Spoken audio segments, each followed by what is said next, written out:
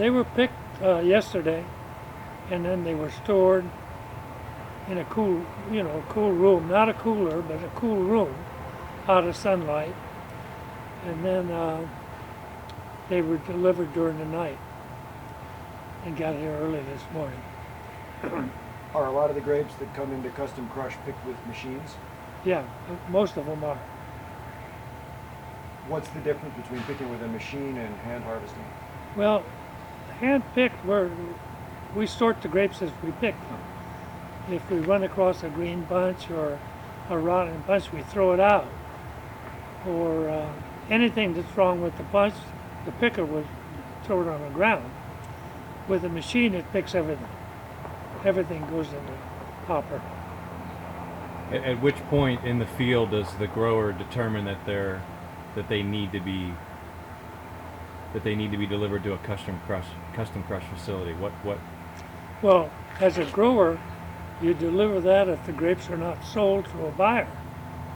If you don't have a buyer, you'd want to custom crush them so they don't spoil.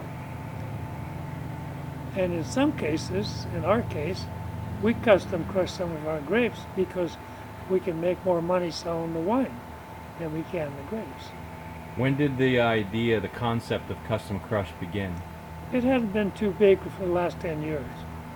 Last 10 years is when it's grown so much more. When did you start seeing the need for it, though? Well, I've been doing it for a long time, 25 years, but that's just one grower.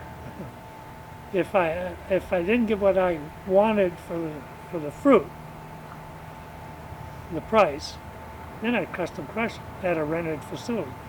I'd take them down to San Jose and places like that where they had custom crush facilities. So, how long ago did custom crush? When was the first time that you experienced the necessity for that? Well, I did it because I couldn't sell my grapes, so I custom crushed them.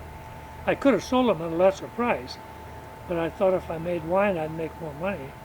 In most cases, I was right. So are we talking more like the 80s or? Yeah, in the 80s. Yeah. At what point did